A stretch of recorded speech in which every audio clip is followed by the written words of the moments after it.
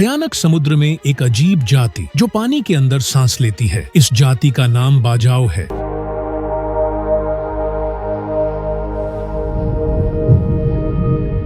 वे हजारों वर्षों से पानी के ऊपर रह रहे हैं और अपना पूरा जीवन समुद्र में बिताते हैं। क्या आपने कभी सोचा है कि आप पानी के अंदर कितनी देर तक अपनी सांस रोक सकते हैं? 10 सेकंड, 30 सेकंड या 1 मिनट। लेकिन बाजाऊ बिना किसी ऑक्सीजन या सिलेंडर के 30 मिनट तक पानी के अंदर अपनी सांस रोक सकता है।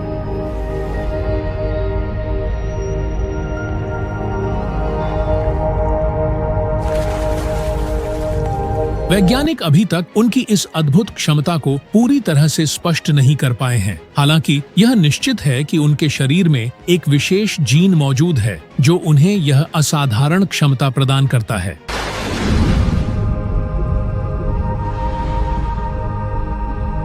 बाजौर अपना जीवन समुद्र की सतह और नावों पर बिताते हैं। उनका जीवन पूर्णतः एकाकी है, जहां समुद्र के अलावा कुछ भी नहीं है। वे फिलीपींस, इंडोनेशिया और मलेशिया के कुछ हिस्सों में रहते हैं। हालांकि उनका निवास स्थान हमेशा समुद्र के आसपास ही होता है। उनके घर समुद्र में तैरती नावों पर बने हैं, जिन्हें लेपलेपा कहा जाता है। यह उनकी पारंपरिक लकड़ी की नाव है, जो उनके जीवन का एक अनिवार्य हिस्सा है। उनका जीवन काफी हद तक समुद्र पर निर्भर है। वे मछली का शिकार करते हैं, तैरते हैं और पानी के अंदर अपनी सांस रोक कर रखते हैं। ये उनका दैनिक जीवन है। जमीन पर जीवन उनके लिए अपरिचित है और वे इसकी कल्पना भी नहीं कर सकते कि मनुष्य पृथ्वी पर जमीन पर रह सकते हैं।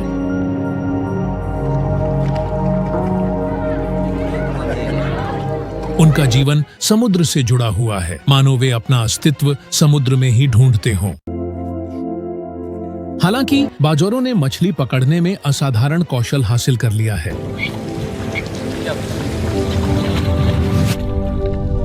वे मानसून, बांस के औजारों और लकड़ी से बनी पारंपरिक नावों का उपयोग करके मछली का शिकार करते हैं। उनकी मछली पकड़ने की विधियां इतनी परिष्कृत हैं कि वे पानी के अंदर सांस रोककर और लगभग 70 मीटर की गहराई तक गोता लगाकर मछली का शिकार कर सकते हैं।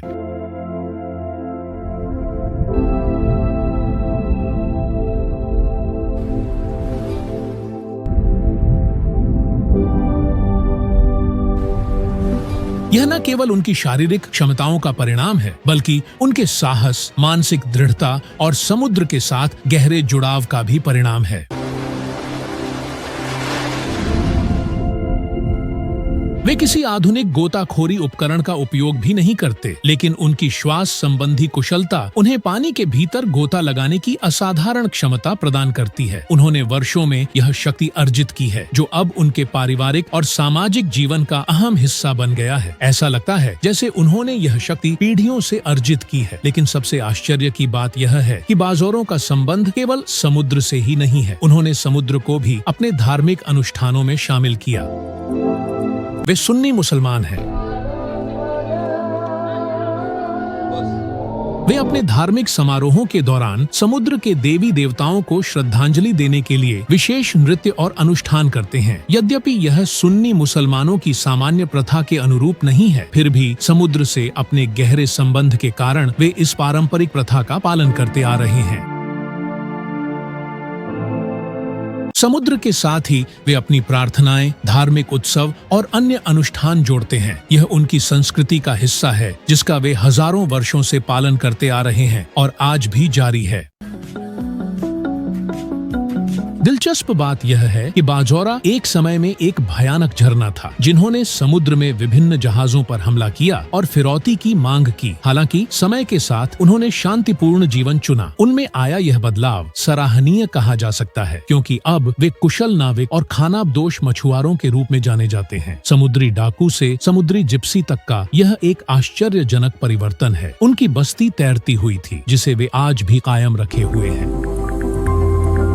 मलेशिया और फिलीपींस के कुछ द्वीपों में वे अभी भी अपनी परंपराओं का पालन करते हैं। वे मछलियों का शिकार करते हैं और अपना जीवनयापन स्वयं करते हैं। वे अब चोरी के अपने पिछले अध्याय को पीछे छोड़कर शांतिपूर्ण जीवन का आनंद ले रहे हैं। बाजाउद लोगों का बाजार में मछली बेचने का तरीका भी काफी दिलचस्प है। मछली पकड़ने के बाद वे पारंपरिक रूप से बाजार में आते हैं और उसे बेचते हैं। मछली बेचने के उनके तरीके में कोई समस्या नहीं है, सब कुछ सरल एवं सहज है। मछली पकड़ने के बाद वे एक दूसरे से कीमत पर बातचीत करते हैं।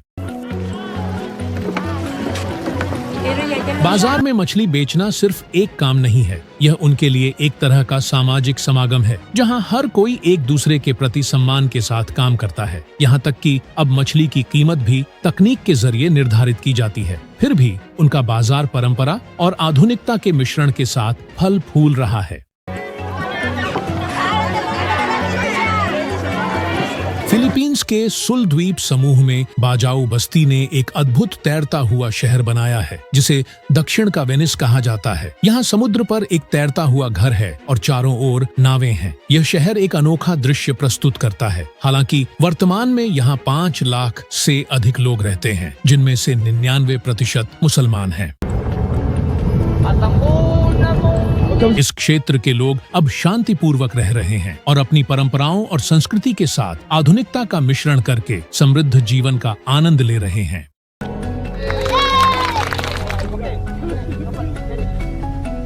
इसके साथ ही आधुनिक तकनीक ने भी उनके जीवन में अपनी जगह बना ली है। वे एलन मस्क के स्टारलिंक इंटरनेट का उपयोग करके पूरी दुनिया से जुड़े हुए हैं। इससे उनके लिए एक नया क्षितिज खुल गया है, जहां वे आसानी से संवाद और सूचनाओं का आदान प्रदान कर सके। फिर भी उनकी जीवन शैली अभी भी समुद्र से जुड़ी हुई है, अब तक जैसे कि आज। यदि आप वीडियो का दूसरा भाग देखना चाहते हैं तो आप हमें कमेंट में बता सकते हैं। धन्यवाद।